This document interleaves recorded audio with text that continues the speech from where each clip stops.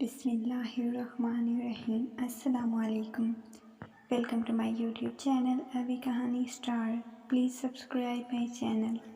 میری بیٹی اکثر رات کو اپنے ستیلے بھائی کے ساتھ سوتی تھی۔ دونوں ہی جوان تھے۔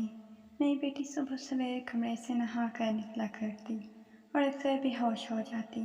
ایک دن میری بیٹی واش روم میں الٹیاں کر رہی تھی۔ مجھے کچھ شک سا ہوا اور میں رات کو ان کے کمرے میں چلی گئی۔ دروازہ کھولا تو میرا دل پھٹ گیا۔ میں استیلا، بیٹا اور بیٹی بیڈ پر ایک ساتھ۔ میں شادی کے تیسرے سال ہی بیوہ ہو گئی تھی۔ اس وقت میری عمر 20 سال تھی، کیونکہ میرے ماں باپ نے میری شادی 17 سال کی عمر میں کر دی تھی۔ میں اپنے باپ کی ایک ہی بیٹی تھی، مگر مجھے ایسا لگتا تھا میں ان پر بہت بڑا بوجھ تھی، اور میرے والد کی بہت خواہش تھی، مگر کچھ خاندانی سختیوں کی وجہ سے وہ دوسری شادی نہ کر سکے۔ بس اسی وجہ سے مجھے دل سے پیار نہیں کرتے تھے، ہر وقت مجھ سے سختی سے باتیں کرتے تھے۔ اس وجہ سے انہوں نے میری شادی بہت جلد کر دی۔ میرا شوہر پرائیویٹ ادارے میں کام کرتا تھا۔ ہماری 2 سال کی بیٹی بھی تھی، مگر ایک دن آفس سے آتے ہوئے ان کا ایکسیڈنٹ ہوا اور موقع پر ہی دم توڑ گئے۔ اس وہ دن میرے لیے کسی قیامت سے کم نہ تھا۔ عدت پوری ہونے کے بعد میرے ساس سسر نے مجھے میرے والدین کے گھر بھیج دیا۔ شاید وہ بھی مجھے اچھا نہیں سمجھتے تھے، کیونکہ ان کے خیال سے میں ایک منحوس عورت تھی۔ میرے والدین تو پہلے ہی مجھے بہت سمجھتے تھے۔ میں اپنی بیٹی کو سینے سے لگا کر بہت روتی۔ بالآخر میرے باپ نے میری دوسری شادی کروا دی، ایک ایسے شخص سے جس کا پہلے سے ایک بیٹا تھا اور میری ایک بیٹی تھی۔ ہم دونوں جیسے ایک تھے، اس لیے ہماری شادی ہو گئی، ورنہ مجھے رشتہ بھی نہ ملتا۔ اس کا بیٹا میری بیٹی سے 2 سال چھوٹا تھا۔ اس کے بیٹے کا نام ارحم تھا اور میری بیٹی کا نام علیزہ تھا۔ ہم لوگ ساتھ رہنے لگے اور اس وقت اس طرح گزرنے لگا۔ علیزہ 17 سال کی ہو گئی اور میرا بیٹا 15 سال کا ہو گیا جب ارحم کے والد صاحب اس دنیا سے چلے گئے، یعنی میرا دوسرے شوہر بھی فوت ہو گیا۔ ان کی طبیعت بہت خراب رہتی تھی۔ ان کی بیماری کے ساتھ اس طرح گزر بسر ہو گیا۔ ہمارا کرائے کا گھر تھا، اس کی ٹینشن الگ سے تھی۔ ایک دن ہم سب سو رہے تھے، بہت زور سے آواز آئی۔ میرا تو دل پھٹ گیا، بری طرح سے ڈر گئی۔ میں نے دیکھا ارحم کمرے سے آواز آئی تھی، اس کے کمرے کی چھت گر گئی تھی۔ میں بری طرح سے گھبرا گئی، کہیں ارحم چھت کے نیچے نہ آ گیا ہو۔ وہ تو میرے شوہر کی آخری نشانی تھی۔ میں بھاگ کر اس طرف گئی، وہ وہاں نہیں تھا، شاید باتھ روم جانے کے لیے اٹھا تھا، اور شاید اس کی جان بچ گئی تھی، کیونکہ اس کے کمرے کی چھت گر گئی تھی۔ میں نے اللہ کا شکر ادا کیا، لیکن اب ہمارے پاس اتنے پیسے نہیں تھے ہم دوبارہ سے چھت ڈلوا سکتے۔ کمرے کا تو کباڑ بن گیا تھا، ساری چھت گر گئی اور بس اسی کے حال پر چھوڑ دیا۔ اس کے بعد میں نے اپنے لیے بستر کچن میں ڈال دیا اور کمرے میں دونوں بچوں کو سونے کے لیے کہہ دیا، کیونکہ باہر تو بہت سردی تھی اور باہر کوئی سو بھی نہیں سکتا تھا۔ کمرے کی ایک سائڈ پر ایک چارپائی تھی تو لوگ بڑی مشکل سے سو پاتے۔ اب دونوں کمرے میں سو جاتے، مجبوری تھی، کیا کرتے۔ ایک کمرے میں میرے شوہر نے تو دکان ڈال کے دی تھی۔ گھر میں 3 ہی تو کمرے تھے، جو ہم 3 لوگوں کے حساب سے کمرے مناسب تھے، لیکن ایک دکان کے لیے بھی ضروری تھا۔ اب مجبوری تھی، کیا کر سکتے تھے، گزارا تو کرنا ہی تھا۔ ایک دن میرا بیٹا بیٹی کے کمرے میں سویا تو صبح کچھ ایسا ہوا کہ میں حیران رہ گئی۔ ارحم اٹھ کر ناشتہ کرنے بیٹھ گیا، مگر علیزہ ابھی تک جاگ نہیں رہی تھی، لیکن وہ اتنی دیر تک تو کبھی نہیں سوئی تھی۔ اس کی عادت تھی، وہ صبح جلدی جاگ جایا کرتی تھی۔ اس کی آواز آئی، وہ اٹھ نہیں رہی تھی۔ تھوڑی دیر کے بعد میں نے چیک کیا تو پتہ چلا وہ بے ہوش ہو چکی تھی۔ میں بری طرح سے گھبرا گئی، کیا ہو گیا ہے اس کو۔ میں نے فوراً ارحم کو آواز دی، اس کو کہا محلے والے ڈاکٹر کو بلا کر لاؤ۔ اس نے یہی کہا، کافی کمزوری کی وجہ سے بچی بے ہوش ہو گئی ہے۔ कोई भारी काम ना करवाएं, बस आराम करें, फल और दूध वगैरह खिलाएं पिलाएं, ठीक हो जाएगी। जब बेटी को होश आया तो मैंने पूछा क्या हुआ। वो कहने लगी बस यूं ही बैठे बैठे बेहोश हो गई थी। मैंने अपनी बेटी को कहा तुम आराम करो, तुम्हारे लिए नाश्ता लाती हूँ। जब मैं नाश्ता बनाकर कमरे में वापस आई तो वो कमरे में नहीं थी और कमरे के बिस्तर पर चादर भी नहीं थी। मैंने बाहर जाकर देखा तो चादर को बैठकर धो रही थी। मैंने कहा अभी तुझे होश आया है तो यहाँ बैठकर काम कर रही है। डॉक्टर ने कहा है आराम करना है, कुछ खाए पिएगी तो ठीक हो जाएगी, चल उठ। मैं वो कहने लगी नहीं, मुझे ये चादर लाजमी धोनी है बिस्तर बिछाने के लिए, एक ही चादर है हमारे पास। मैंने कहा अचानक से चादर धोने का भूत क्यों सवार हो गया? तेरे सर पर तो इतनी गंदी चादर नहीं थी, छोड़ दे इसको, मैं खुद धोऊंगी। लेकिन मेरी बेटी ने बात ना मानी, चादर को धोकर फैला दिया। इसके बाद नाश्ता किया, फिर थोड़ी देर के लिए सो गई और हम तो काम पर चला गया था।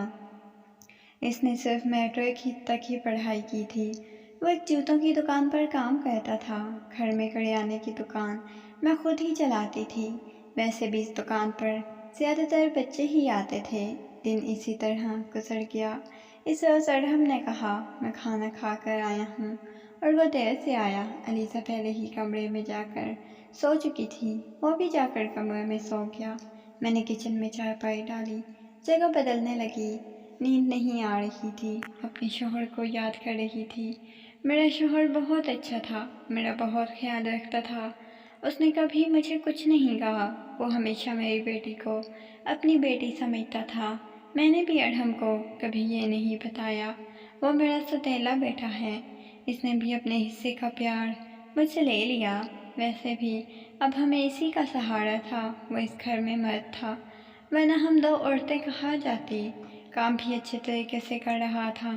मैंने इसे कहा अपने आगे की पढ़ाई प्राइवेट कर लो, क्योंकि अगर इसके पास कोई अच्छी डिग्री होगी तो कोई अच्छी नौकरी मिल जाएगी।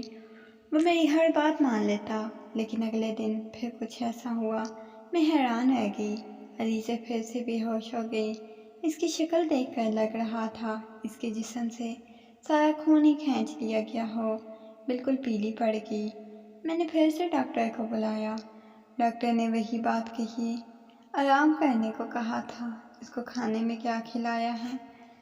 मैंने सारी तफसील बताई। मैंने कहा यखनी बना कर दी, फल फ्रूट भी खिलाए थे। पूरा दिन कोई काम भी नहीं किया। डॉक्टर ने कहा फिर दोबारा से कैसे इतनी कमज़ोर हो गई है? आपको इस बात का असर नहीं है, आपकी बेटी को की जान को खतरा भी हो सकता है, क्योंकि इस तरह अचानक बेहोश हो जाना, कई घंटे तक बेहोश रहना कोई मामूली बात नहीं है। डॉक्टर ने सख्ती से तलकीन की और वहाँ से चला गया। मैंने भी अपनी बेटी को जब होश में देखा तो इसे कहा तूने अब फिर से कोई काम किया तो मुझसे बुरा कोई नहीं होगा। लेकिन थोड़ी देर बाद ये देखकर मैं हैरान रह गई। वो फिर से चादर धो रही थी।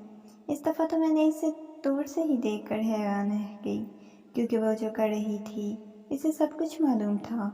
वो बेहोशी से उठकर चादर क्यों धोना शुरू कर देती थी? ये सब क्या हो रहा था? वह तब से बेहोश हो रही थी जब से मेरे बेटे ने इसके कमरे में सोना शुरू किया था। मेरा बेटा इसके लिए गैर महरम था, लेकिन बचपन से एक साथ बड़े हुए थे। इन दोनों में तो बहन भाइयों से भी बढ़कर मोहब्बत थी। फिर ऐसा क्या हो रहा था? मेरी बेटी की दिन ब दिन तबीयत खराब होती जा रही थी। वह जवान लड़की थी, अभी तो उसकी शादी भी नहीं हुई थी। जवानी में तो औरत में बहुत ताकत होती है। औरत तो तब कमज़ोर होती है जब वह बच्चे पैदा करती है, तो इसके अंदर बिल्कुल ताकत नहीं रहती। लेकिन जवान लड़कियां यूं बेहोश होने लगीं, ये तो कोई नॉर्मल बात नहीं होती। इसने चादर धोकर ताड़ पर फैलाई। वो आसपास भी ऐसे देख रही थी कि जैसे मैंने इसे देखा तो नहीं। मैं किचन में खड़ी ये सब कुछ देख रही थी। मैंने भी इसको जताया नहीं। लेकिन मेरी बेटी क्या कर रही थी? वो फिर से बिस्तर पर लेट गई। इसने अब अपने ऊपर लेने वाली चादर ओढ़ ली ताकि मुझे पता ना चले नीचे वाली चादर है भी या नहीं। میں نے اس کو ناشتہ کروایا، دوائیں دی۔ دکان اچھی نہیں چل رہی تھی۔ ہماری دکان پر کوئی بڑا گاہک نہیں آتا تھا، صرف بچے ہی ٹافیاں لینے آتے تھے جو 5-10 روپے دے کر چلے جاتے۔ اس طرح تو کام چلنے والا نہیں تھا۔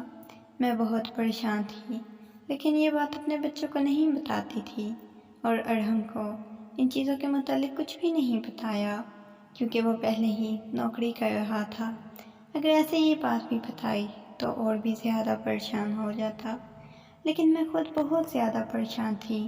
اوپر سے ڈاکٹر نے کہا تھا کہ بیٹے کو اچھی چیزیں کھلائیں۔ گھر میں تو دال اور آٹے کے پیسے بھی پورے نہیں ہو رہے تھے۔ لیکن کچھ دن بہت ہی عجیب ہوا۔ میں نے اپنے بیٹے اور بیٹی کو کچھ ایسی باتیں کہتے سنا جس کی مجھے بالکل بھی سمجھ نہیں آئی۔ میرے بیٹے نے کہا، تم نے تو ابھی سے اپنی طبیعت خراب کر لی ہے، اس طرح تو نہیں چلے گا۔ اگر تمہیں اتنا مسئلہ ہو رہا ہے تو پھر ہم یہ سب نہیں کرتے۔ میری بیٹی نے کہا، مجھے یہ کام کرنا ہے، اس طرح کے موقع بار بار نہیں ملتے، اور مجھے کیا پتا تھا میرے ساتھ یہ سب کچھ ہو جائے گا۔ مجھے یہ نہیں تھا میرے اندر بھی اتنی جان نہیں ہے۔ میرے بیٹے نے کہا، اب تو تمہیں پتہ ہے نا، تمہاری زندگی داؤ پر نہیں لگا سکتے۔ تو میری بیٹی کا کہنا تھا کہ نہیں، صرف 4 ہفتوں کی تو بات ہے، اس کے بعد یہ موقع نہیں ملے گا۔ یہ سب کچھ مجھے ان کی باتوں کی کچھ سمجھ نہیں آ رہی تھی۔ ایک تو یہ منظر دیکھ کر میں حیران رہ گئی۔ صبح صبح میری بیٹی نے چادر کو پھر سے دھو کر دیوار پر پھیلا دیا اور ایک طرف کھڑی ہو کر الٹیاں کر رہی تھی۔ میں نے کہا، یہ کیا ہو گیا ہے تمہیں؟ تو کہنے لگی، اچانک سے میرا دل خراب ہو گیا ہے۔ میں نے کہا، کیا مطلب ہے اس بات کا کہ دل خراب ہو گیا ہے؟ تم کیا کھا رہی ہو تم؟ اور چادر کو بار بار کیوں دھوتی ہو؟ کیا چھپا رہی ہو تم؟ اگر مجھے پتہ چلا کہ تم نے کوئی ایسی ویسی حرکت کی ہے جس کی وجہ سے میری اور تمہارے باپ کی عزت داؤ پر لگ گئی، تو میں تمہیں کبھی معاف نہیں کروں گی۔ میری بیٹی حیران رہ گئی۔ اس نے کہا، امی آپ کس طرح کی باتیں کر رہی ہیں؟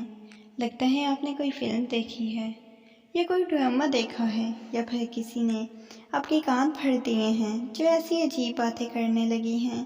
میں ایسا کیوں کروں گی؟ اگر میں نے چادر کو نہیں دھویا تو کیا ہوا، گندی ہو گئی تھی، بس اس لیے تو دھو دی۔ آپ کو پتہ ہی ہے کئی دن سے میری طبیعت خراب ہے، دوائیاں کھانے کی وجہ سے میرے پیٹ میں بھی درد ہے۔ اگر مجھے الٹیاں آ گئی ہیں تو کوئی اور مطلب نہیں ہے۔ میری بیٹی مجھ سے اس طرح بات کر رہی تھی۔ میں نے اس کے منہ پر تھپڑ مارا، وہ زمین پر گر گئی۔ وہیں پر میرا بیٹا آ گیا۔ اس نے کہا، امی یہ آپ کیا کر رہی ہیں؟ آپ نے اس پر ہاتھ کیوں اٹھایا ہے؟ تو میں نے کہا، ہاں میں نے مارا ہے۔ اچھا کیا ہے، مجھے اس پر ہاتھ اٹھانا چاہیے تھا۔ ماں ہوں اس کی۔ جس دن مجھے پتہ چل گیا تم دونوں کے بارے میں، اس دن دیکھنا اب مجھے خود پتہ نہیں کہ مجھے کیا ہو گیا تھا۔ میرے دل میں جو بات آ رہی تھی میں وہی بول رہی تھی۔ مجھے اس طرح نہیں کرنا چاہیے تھا۔ رات کو اچانک سے میری آنکھ کھلی۔ میں نے دیکھا میرے بچوں کے کمرے کی لائٹ آن تھی۔ میں یہ سوچ کر پریشان ہو گئی، اس وقت وہ کیا کر رہے ہوں گے؟ ان کو تو اس ٹائم سو جانا چاہیے تھا۔ دونوں مجھ سے تو شام کو کہہ رہے تھے آج ہم جلدی سو جائیں گے۔ جب کمرے کے قریب گئی تو نہ صرف جاگ رہے تھے بلکہ باتیں بھی کر رہے تھے۔ اسی بات پر بہت زیادہ خوش ہو رہے تھے۔ میرا بیٹا کہہ رہا تھا، تم بہت خوش قسمت ہو۔ بیٹی کہنے لگی، ہاں خوش قسمت تو ہوں، لیکن کل پھر میری طبیعت خراب ہو جائے گی۔ امی کو پریشان دیکھ کر مجھے اچھا نہیں لگتا۔ کب تک ان سے جھوٹ بولیں گے؟ بیٹا بولا، کچھ دن اور کر لیتے ہیں پھر سب ٹھیک ہو جائے گا۔ میں ان کی باتیں سن کر حیران رہ گئی۔ آج مجھ سے رہا نہیں گیا۔ میں نے کمرے میں گئی، انہوں نے دروازہ اندر سے بند کیا ہوا تھا۔ کیا وجہ تھی دروازہ بند کرنے کی؟ ویسے بھی اب موسم بدل رہا تھا، ان کو دروازہ کھول کر سونا چاہیے تھا۔ میں نے دروازے پر بار بار دستک دینا شروع کر دی، لیکن اس طرح سے دستک دینے کے باوجود بھی ان لوگوں نے دروازہ کھولنے میں آدھا گھنٹہ لگا دیا۔ اور اس کے بعد جو میں نے کمرے میں دیکھا تو ان کے علاوہ کوئی بھی نہیں تھا۔ دونوں ایسی شکل بنا کر بیٹھے ہوئے تھے جیسے گہری نیند سے جاگے ہیں۔ میں نے کہا، جھوٹ نہیں بولا کرو، تم لوگ جاگ رہے تھے اور باتیں کر رہے تھے۔ انہوں نے کہا، ہم کیوں اس ٹائم جاگیں گے، اور بھلا کون سی ایسی ہماری باتیں ہیں جو ہم اس ٹائم کریں گے؟ ہمارا کون سا کل پیپر ہے جو ہم نے تیاری کرنی تھی؟ ہم لوگ تو سو رہے تھے اس وقت۔ ان کی باتیں سن کر میں تھوڑی پریشان بھی ہوئی تھی۔ مجھے ان دونوں کی حرکتیں سمجھ نہیں آ رہی تھی۔ میرے پاس بولنے کے لیے کوئی بات نہیں تھی کیونکہ وہ دونوں تو ایسے ہی بیٹھے ہوئے تھے جیسے نیند سے جاگے ہوں۔ اس کے بعد میں نے ان کو کچھ نہیں کہا، وہاں سے چلی گئی۔ ایک دن میری بیٹی کے بازو پر نیل کے نشان بھی تھے۔ یہ تو زخم کے نشان تھے۔ کچھ سمجھ نہیں آ رہی تھی اسے کیا لگا تھا۔ میں نے اسے پوچھا تو اس نے کہا چھری لگی ہے، لیکن چھری انگلی پر لگتی ہے، بازو پر نہیں۔ وہ بھی اتنی دفعہ میری بیٹی مجھ سے کوئی نہ کوئی بات چھپا رہی تھی۔ کبھی بے ہوش ہو جاتی تو کبھی اس کے جسم پر عجیب و غریب نشان ہوتے، اور کبھی اٹھ کر اپنے چادر دھونے لگ جاتی تھی۔ مجھے کمرے میں جانے بھی نہیں دیتی تھی۔ میرا دماغ جس طرف جا رہا تھا میں ویسے سوچنا نہیں چاہتی تھی، لیکن میری غلطی تھی۔ میں نے آگ اور پانی کو ایک ساتھ رکھا ہوا تھا۔ مجھے ایسا نہیں کرنا چاہیے تھا۔ اچھی سمجھ تھی جب سکے بہن بھائی کو اسلام نے 10 سال کی عمر میں یہ حکم دیا ہے ان کا بستر الگ کر دو، تو پھر میں کیسے ستیلے بہن بھائی کو ایک ہی کمرے میں سلا رہی تھی؟ یہ میری غلطی تھی۔ جب ہم دین کے خلاف جائیں گے تو مسائل تو پیدا ہوں گے ہی۔ جس قسم کے خیالات میرے ذہن میں آ رہے تھے، اگر خدا نخواستہ وہ سچ ہوئے تو پھر سارا کا سارا قصور میرا ہے۔ اب میں اپنے اور بیٹے پر نظر رکھتی تھی۔ ایک دن ارحم علیزہ کو کوئی چیز لا کر دے رہا تھا۔ میں ان کی بات سننے لگی۔ اس نے کہا، یہ دوائی ہے، اسے تمہارے مسئلے کے لیے یہ دوائی لے لی تو سب کچھ ٹھیک ہو جائے گا۔ اس نے میری بیٹی کو چھپا کر کوئی گولیاں دی۔ میں پریشان ہو گئی، یہ کس چیز کی گولیاں دے رہا ہے؟ کون سا مسئلہ ہے یہ دونوں جو حل کرنا چاہتے ہیں؟ اور اس بارے میں مجھے بھی نہیں پتا۔ یہ دوائیاں کچھ عجیب سی لگ رہی تھی۔ میری بیٹی نے بھی وہ دوائیاں فوراً سے پکڑ لی اور دوپٹے کے پلو میں چھپا لی۔ بیٹے نے کہا، رات کو سونے سے پہلے کھا لینا۔ تو پھر دن تک تو میری بیٹی واقعی بے ہوش نہیں ہوئی، لیکن اس کے بعد شاید اس کی گولیاں ختم ہو گئی تھی۔ پھر ایک دن وہ بے ہوش پڑ گئی۔ اس دن میرا بیٹا گھر پر نہیں تھا، اسی لیے میں نے آج فائدہ اٹھانے کے بارے میں سوچا۔ بہت ہی احتیاط سے وہ چادر اپنی بیٹی کے نیچے سے کھینچ کر اس کو طریقے سے فولڈ کر کے اپنے کمرے میں لے آئی۔ مجھے کھول کر دیکھنا تھا اس پر ایسا بھی کیا لگا ہے جس کی وجہ سے میری بیٹی صبح صبح اٹھ کر اسے دھونا شروع کر دیتی ہے، یہاں تک کہ اپنی بیماری کا بھی خیال نہیں کرتی۔ میں نے چادر کو کھول کر دیکھا تو پہلے مجھے کچھ نظر نہیں آیا۔ جب میں نے غور کیا تو حیران رہ گئی۔ چادر پر خون کے داغ تھے۔ مجھے سمجھ نہیں آئی یہ خون کے داغ کہاں سے آ گئے۔ میں حیران ہو گئی، لیکن مجھے یہ بات سمجھ نہیں آئی۔ میں سوچتی رہی یہ سب کچھ کیا ہے۔ پھر بیٹی کی حرکتوں پر نظر رکھ رہی تھی، اس لیے سب کچھ دماغ میں سوچ رہی تھی، لیکن کسی نتیجے پر نہیں پہنچی۔ پھر میری بیٹی کو پتہ چل ہی گیا کہ چادر میں نے دیکھ لی ہے۔ وہ میرے پاس آ کر بیٹھ گئی اور کچھ عجیب سی گھبرائی ہوئی نظر آنے لگی۔ اس کے بعد میں نے اسے پوچھ لیا کیا بات ہے، کیوں میری بیٹی جاننے لگی؟ تو میں نے اس کا ہاتھ پکڑ لیا۔ وہ پریشان لگ رہی تھی تو اس نے کہا، امی وہ چادر کہاں ہے؟ میں نے کہا، وہ میں نے دیکھ لی ہے تو میں نے دھو کر ڈال دی ہے۔ اس نے مجھے روک لیا۔ میں نے کہا، سب کچھ دیکھ چکی ہوں، اس چادر پر جو کچھ بھی لگا ہوا تھا مجھے بتا دو یہ سب کچھ کیا ہے، کیونکہ میرے دماغ میں بہت برے خیالات آ رہے ہیں۔ پھر بیٹی نے مجھے ایسی بات بتائی کہ میرے پیروں تلے سے زمین نکل گئی۔ میری بیٹی نے مجھے کہا کہ جیسا آپ سمجھ رہی ہیں ویسا بالکل نہیں ہے۔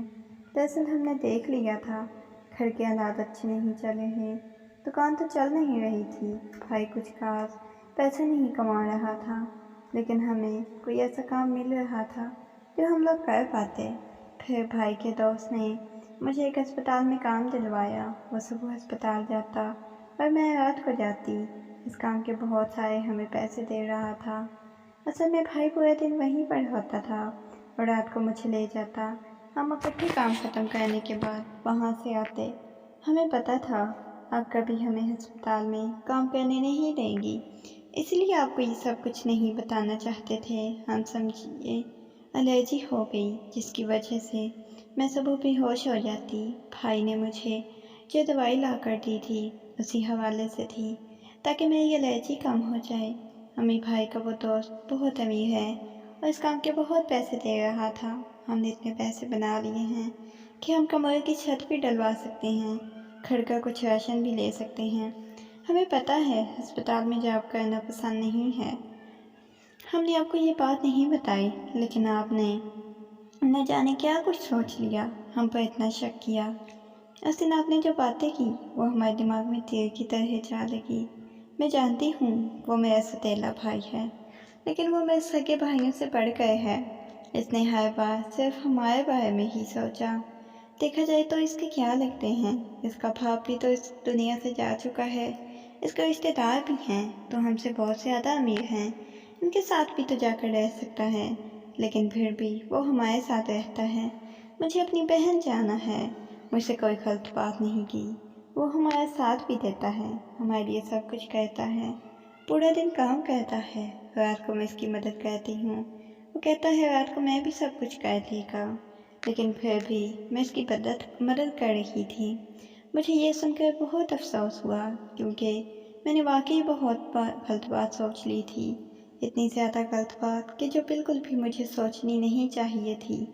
میں نے یہ بات ارحم کو نہیں بتائی، میری بیٹی نے اسے بتانے سے منع کیا۔ ساری بات کو پتہ چل گیا کیونکہ اب یہ کام ویسے بھی ختم ہو گیا تھا۔ میں اس کی نظروں میں اور زیادہ نہیں گرنا چاہتی تھی۔